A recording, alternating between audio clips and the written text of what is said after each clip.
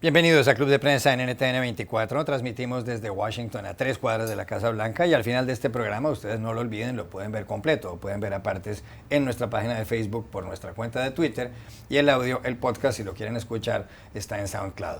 Les doy la bienvenida a los invitados hoy a Club de Prensa. En primer lugar, Xavier Vilá, periodista y analista catalán. Bienvenido como siempre. Gracias, Juan Carlos. Buenos días. Dori Toribio, corresponsal de Mediaset. Bienvenida también. Muchas gracias. José López Zamorano, corresponsal jefe de la Agencia Mexicana de Noticias Notimex. Bienvenido a esta casa. Gracias. El primer asunto, Xavier, tiene que ver nuevamente con el referendo en Italia, el domingo pasado. El primer ministro Matteo Renzi había propuesto una reforma constitucional a más de 40 artículos para quitarle algunos poderes al Senado, darle más poderes al Ejecutivo, para reducir el número de escaños en el Senado, que iba a quedar en 95, actualmente hay más de 300, y para poder agilizar la manera de gobernar según el señor Renzi. Pero perdió el referendo, ganó el no con un 60%, él sí obtuvo el 40%, Renzi anunció que dimitía, presentó su dimisión, va a quedarse algunas horas más en el poder, pero por supuesto los partidarios del no, gran parte de los partidarios del no, son quienes favorecen la idea de retirarse de la Unión Europea, de retirarse de la moneda única, del euro. Y esto no está pasando solamente en Italia. En Francia, donde la segunda vuelta a las presidenciales será el 7 de mayo del año entrante, Marine Le Pen del Frente Nacional tiene la misma teoría. En Inglaterra, en el Reino Unido, pues ganó en el referendo el Brexit y el país se saldrá de la Unión. En países como Holanda está Geert Wilders, el hombre del Partido de la Libertad, que el año entrante puede terminar convertido en primer ministro y también es un euroescéptico y favorece la salida de la Unión. Hay un artículo hoy en la BBC con la pregunta que se formulan muchas personas en la calle, que es que se va a acabar la Unión Europea, ese proyecto que tiene 60 años, donde se agrupaban 28 países con más de 500 millones de habitantes y que es la principal potencia comercial del mundo. Si le tengo que responder en una palabra, le digo que no. Al menos no toda la Unión Europea como la entendemos ahora. A lo mejor cambian cosas, porque esto es un edificio que se está construyendo y que tiene muchas disfuncionalidades. Tiene goteras, las puertas no cierran bien, pero no quiere decir que se tenga que derribar todo para empezar de nuevo. Hay motivos para no ser tan pesimistas, por ejemplo, en Italia. Usted bien decía que ganó el no, yo tengo el 59-60%, pero fíjese que votó el 65% de la gente. O sea, la gente realmente está comprometida con el proyecto democrático y quiere decir lo que pasa. Luego hubo un error descomunal de Renzi, del primer ministro, que fue vincular su futuro político con el resultado del referéndum. Eso es de locos, sobre todo cuando no tienes claro cuál va a ser el resultado. Y eso, por cierto, se lo debe Renzi a Jim Messina, que es una persona que se dedica a asesorar a políticos, a Barack Obama aquí, cerca de donde estamos ahora, y ahora al primer ministro italiano. Entonces, yo le cuento esto porque al final estamos ante una espiral de resultados que venimos del Brexit, venimos de Colombia, venimos ahora de Italia, venimos de Trump, y parece que el mundo se acaba. Usted hace 3 años, aquí en esta misma mesa, me preguntó si Grecia se iba a ir del euro porque en ese momento la cosa se hundía. Y ya ha visto usted que no se ha ido. Lo que pasa es que seguramente los cimientos del edificio deben remodelarse. Los ciudadanos debemos entender que queremos una Europa, yo creo, que sea menos de las élites y más de la gente. No se puede hacer una Europa donde se pone una moneda única, pero no se ponen los mecanismos de un banco central descentralizadamente suficiente como para que la gente pueda sacar lo mejor de ese club europeo. Por tanto, creo que no se acaba, pero creo que vamos a tener muchos sustos en el camino. El 2017 se anticipa horroroso para Europa. Yo creo que el personaje del año de Time va a ser la Unión Europea el año que viene, pero no se va a ir Europa. Pero seguramente vamos a ver una Europa distinta, porque al final, y termino, el hecho de que ganen opciones con las que al menos yo no estamos de acuerdo, como Trump, si son democráticas, no pasa nada, porque espero que se demuestren erróneas y vía la democracia se encuentren alternativas. Lo que sí que debemos temer es que estos populismos, si llegan a gobernar, implementen políticas que no son democráticas. Dori Toribio. A la pregunta de si corre peligro la Unión Europea, yo siempre tiendo a huir de alarmismos. Entonces yo diría que no, porque estaríamos poniéndonos ya directamente en lo peor y hasta que lleguemos a... No digo que no vayamos a llegar, pero digo que hasta que llegáramos a ese supuesto escenario apocalíptico todavía quedan muchos pasos. Mi posición siempre más bien es la de, bueno, hay un problema, hay varios problemas, solucionémoslos o intentemos solucionarlo primero.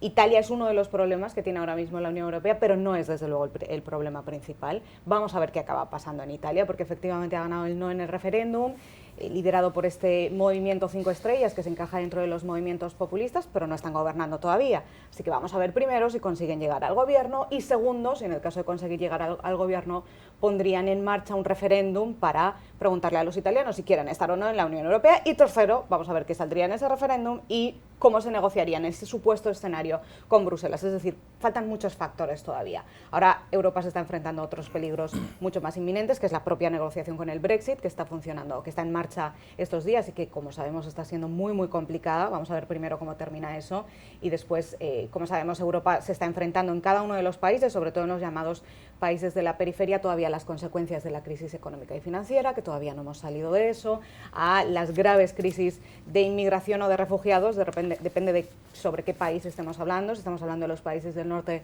son crisis de refugiados, en los países del sur sí, las crisis de inmigración. Así que yo diría que antes que entrar, es decir, son muchos factores por los que ahora la Unión Europea está en un momento importante, en un momento de inflexión, incluso en un momento de redefinición, pero más que hablar de peligro, yo hablaría de un momento en el que hay que sentarse a pensar de verdad qué hacemos y cómo lo solucionamos, y una de las alertas principales en este momento no sería quizá tanto ideológica, ni siquiera tan política, sino qué hacemos con este ascenso de los movimientos populistas, que en este momento lo que tienen en común no es tanto ser de derechas o de izquierdas, o pretender salir de la Unión Europea solo. Hay muchas diferencias, pero sí tienen una cosa en común, y es que están basadas en la decepción de los ciudadanos y en lo que se llama la etiqueta de los anti-establishment, que es eso de lo que tiene que ocuparse ahora mismo la Unión Europea. Pepe. Bueno, dice la ciencia médica que lo que no te mata te fortalece, ¿no? Entonces vamos a pensar que esto que ocurrió en Italia de alguna manera sea un motivo de reflexión de lo que está pasando en la Unión Europea, porque si bien es cierto que tienes los casos de Alemania, Francia, Holanda, donde ha habido movimientos en ascenso, también tienes, por ejemplo, lo que pasó el fin de semana en Austria, donde le dieron la espalda al Partido de la Libertad, pro-nazi, y le dieron el sí al Partido Verde, ¿no? Entonces, como que no hay todavía un momento en el cual podamos hablar de un bloque específicamente que se va en una dirección. Ahora, coincido con mis colegas, ¿no?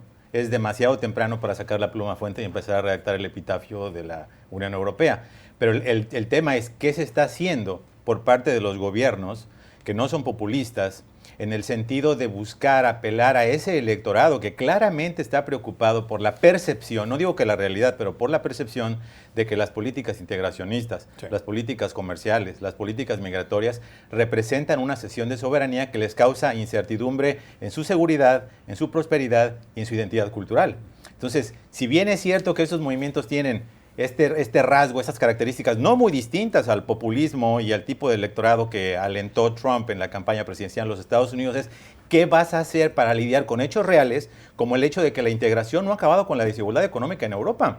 Y las personas que tienden a darle importancia a los temas ideológicos lo hacen cuando están en situación económica mala. Cuando tienen una situación en bonanza tiendes a pasar las cosas desapercibidas. Cuando tienes un problema serio en los bolsillos te empiezas a preocupar por otras cosas porque piensas erróneamente que son temas culturales que pueden ayudarte en lo económico. Así que va a ser muy importante ver qué hacen los gobiernos, los principales gobiernos de Europa, para evitar que esta tendencia se profundice. Loni. Solo añadir una cosa, y es que lo que ha ocurrido en Austria sí está enmarcado dentro de lo mismo, porque efectivamente no ha ganado el partido de ultraderecha, ha ganado el Partido Verde, pero ha ganado el Partido Verde, que era un partido marginal hasta hace poco. Los dos grandes partidos con los que podemos establecer paralelismos con muchos países, no solo en Europa, sino aquí en Estados Unidos, dos grandes partidos tradicionales se hunden y quedan casi muertos y ascienden dos partidos de la periferia. En este caso, vale, no ha ganado la ultraderecha, pero ha ganado un Partido Verde que está en el otro espectro político, pero que comparten esto, comparten esta lucha contra el establishment, contra los aparatos políticos, contra la política de toda la vida, y es ese hartazgo lo que tienen en común todos los ascensos de estos movimientos en Europa. De Europa a Colombia, donde hay una noticia que ha causado mucha inquietud y sobre todo ha suscitado un gran escándalo, tiene que ver con el secuestro, tortura, violación y muerte de una niña de 7 años. Una niña que se llamaba Juliana Andrea Zamboni, que vivía en un barrio humilde en Bogotá, Su familia había sido desplazada por la violencia desde el sur del país. Y el domingo en la mañana alguien la recogió en un automóvil, o la secuestró en un automóvil, fue al barrio, la secuestró. Pues la niña apareció muerta dentro de un apartamento, aparentemente, y aunque la familia de este hombre lo ha reconocido, de un arquitecto llamado Rafael Uribe Noguera, un hombre de 38 años que había estudiado en uno de los mejores colegios de Bogotá y en una de las mejores universidades, cuyo hermano además es un abogado prestante. Lo cierto del caso es que la niña apareció muerta en el apartamento de este señor. Había sido, repito, violada y torturada, dicen que por él. Al final las autoridades sospechan que alguna otra persona llegó al lugar y alteró la escena del crimen, como se diría. Algunos creen que puede haber sido un pariente del abogado. Él terminó en la clínica, llevado por su hermano, ha sido detenido. El presidente Juan Manuel Santos, el presidente de la República, pide que caiga todo el peso de la ley sobre esta persona que, repito, es de un nivel socioeconómico alto. Aquí la pregunta es fácil de hacer, la respuesta es muy difícil de dar, y es cómo se evitan este tipo de cuestiones donde al parecer pues puede haber depravación, qué sé yo, a problemas psicológicos, uno no sabe si droga, pero hay gente que pide castración química para las personas que hacen esto. ¿Qué solución se puede dar a una cosa así? Sí que es difícil responder. Y esto va a consolar muy poco a la gente. Yo creo que educación. Es decir, cuando uno se somete en las edades tempranas a exposiciones de personas que le dicen permanentemente que hay que respetar al prójimo, a los derechos humanos de la gente de menor edad ya todavía más, eso es lo más importante, porque entonces uno desarrolla unas capacidades para no cometer... Es decir, a mí me faltan adjetivos para calificar esta actuación. Es decir, yo, en fin, no sé, la repugnancia que provoca este acto es... yo no sé qué decirle. Entonces, dicho esto, la otra cosa que se me ocurre, que también es seguramente en estos momentos de tanta dureza no suficiente para la familia, me imagino, que es también con quien hay que pensar, es que lo mejor que se puede hacer es cerrar a esta persona de por vida en un centro e intentar reinsertarlo dentro de ese centro. Yo a esa persona no creo que después de cometer un acto de este tipo merezca volver a estar conviviendo. A pesar de que hay una teoría, como usted sabe, dentro de los centros penitenciarios de que hay que orientarse hacia la reorientación social de los prisioneros. O sea que no creo que sea este caso. Pero en ese caso coincido con el presidente colombiano. Aquí todo el peso de la ley sobre esta persona y que se la encierre y que no salga más. 30 segundos. Bueno, yo no creo ni en la pena de muerte ni en la castración física, aunque cuando ves ese tipo de casos lo piensas dos veces. Pero aquí más importante, yo creo que el extremo del castigo es que haya un castigo.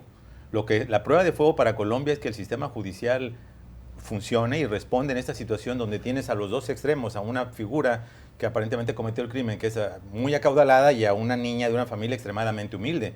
Esto es una gran prueba para demostrar que nadie está por encima de la ley y que la ley va a actuar de manera contundente contra cualquiera que cometa un crimen. Otros 30 segundos, Dori. Este caso es extremadamente grave porque es una violación, es tortura, es secuestro, es asesinato de una menor, y además de una menor de uno de los barrios más pobres de Colombia. Es decir, es torturar, asesinar y violar a literalmente el último eslabón de la cadena demográfica, para lo que hay que ser no solo un criminal y un violador y posiblemente tener varias enfermedades mentales, sino además hay que ser extremadamente miserable. Es ir a por el más débil y aprovecharse de esa manera tan terrible como estamos averiguando ahora. ¿Qué hay que hacer? Es imposible saber. Recordemos que el país con las cifras más altas de agresiones sexuales en el mundo es este.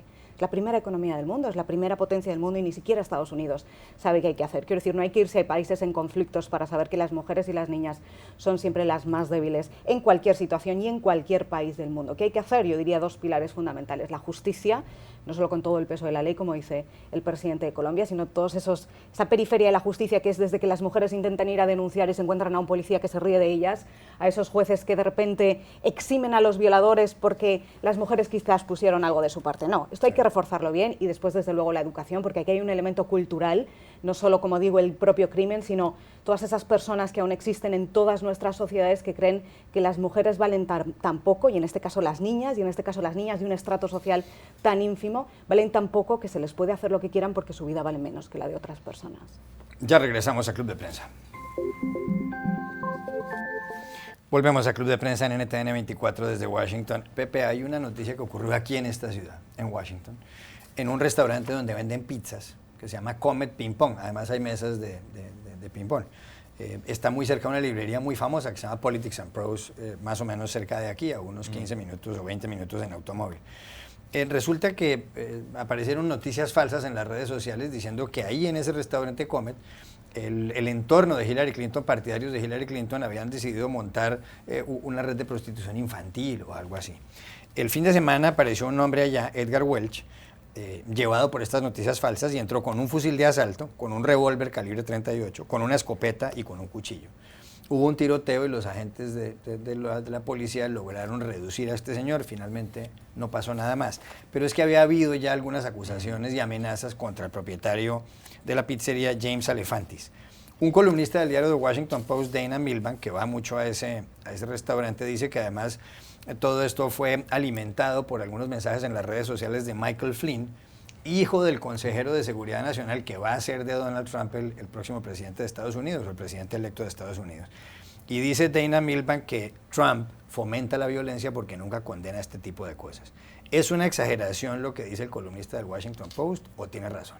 Es una cosa muy seria. Evidentemente el fenómeno de las noticias falsas, no solamente teóricamente, sino por la naturaleza y la intencionalidad de lo que hemos visto en los últimos meses, especialmente en las campañas políticas en Estados Unidos, es muy preocupante, porque no se trata de cualquier noticia falsa. Son noticias falsas que iban encaminadas específicamente contra Hillary Clinton, contra los demócratas y a favor de otros candidatos, ¿no? Entonces, esta naturaleza misma de la intencionalidad habría que cuestionarla, habría que indagarla, porque hay reportes aparentemente de que Rusia estuvo diseminando información falsa en muchos sitios de internet. Se habla de hasta 200 millones de personas que pudieron haber sido expuestas solamente en Facebook, más de 15 millones de historias individuales. Y estamos hablando de una campaña orquestada. No se trata simplemente de ver teóricamente de que la falsedad de la información subvierte la democracia y la libertad de expresión. No, estamos hablando de aparentemente algo que va más allá. Y cuando combinas esa circunstancia con un país dividido, polarizado, y especialmente polarizado porque se hicieron muchas falsedades en las campañas políticas, sí, muchas medias verdades. No voy a hablar ya de la caracterización de los inmigrantes porque lo hemos repetido hasta la saciedad, pero en muchos ámbitos, en muchos temas, cuando se genera ese tipo de ambiente y cuando un líder político no sale voluntariamente a denunciarlo, tienes un gran problema. La única expresión que hemos tenido, señor Trump, contra este tipo de cosas y los incidentes raciales y de odio que se han surgido después de las elecciones fue cuando se le preguntó en un programa de televisión noticioso. Yo creo que esto es un tema que trasciende, debe de recibir una respuesta mucho más clara y contundente de que este tipo de cosas no están permisibles. Pero cuando tienes igualmente a alguien que se ha lanzado contra la prensa, que tiene una guerra virtual contra los periódicos y los medios que no escriben lo que él quiere, sí, que es básicamente lo que está ocurriendo en este momento, yo creo que las circunstancias no se ven muy halagüeñas en el futuro. Dice incluso el director del diario The Washington Post, Marty Baron, que algunos periodistas del Post han tenido que conseguir escoltas, les han tenido que poner guardaespaldas como consecuencia de que Donald Trump en algunas ocasiones se ha referido a los periodistas como la escoria de la sociedad. 40 segundos. Sí, es un asunto muy serio, en esto coincido absolutamente con Pepe y creo que deberíamos estar hablando mucho más, se debería estar investigando muchísimo más, y que este incidente en la pizzería de Washington debería haber sido una llamada de atención mucho más grave de lo que está siendo, porque se ha llegado al punto de la violencia. El problema es que esto no es culpa solo de Donald Trump. Donald Trump es el más visible porque es el presidente de Estados Unidos y, como sabemos, tiende a tuitear noticias que vienen de fuentes que ya están comprobados que son noticias falsas. Él es, digamos, el mayor difusor, pero el origen del problema no está aquí. El origen del problema es que estas noticias son altamente rentables. Da igual si vienen de Rusia o vengan de donde vengan. Se está ganando mucho dinero con estos portales de noticia. Por eso, empezando por el director de la red social Facebook, que es una de las plataformas donde más se están distribuyendo estas noticias, se calcula que en torno a 7,5 millones de impactos durante la campaña electoral, que es más que las noticias difundidas de los medios tradicionales. Por eso está teniendo tanto problemas para eliminarlas, porque son noticias altamente rentables y hay mucha gente enriqueciéndose de esto, y ahora mismo hacerlas desaparecer es muy complicado. 30 segundos. El único antídoto que se me ocurre para las noticias falsas es invertir en buen periodismo. ¿Verdad que usted va por las tiendas a ver cuál es mi mejor seguro médico, el que me cuesta menos dinero pero el que me da mejor servicio? Preocúpese por buscar las fuentes de información que usted crea que le dan buen servicio a partir de un periodismo de investigación donde se promueve que la verdad aflore.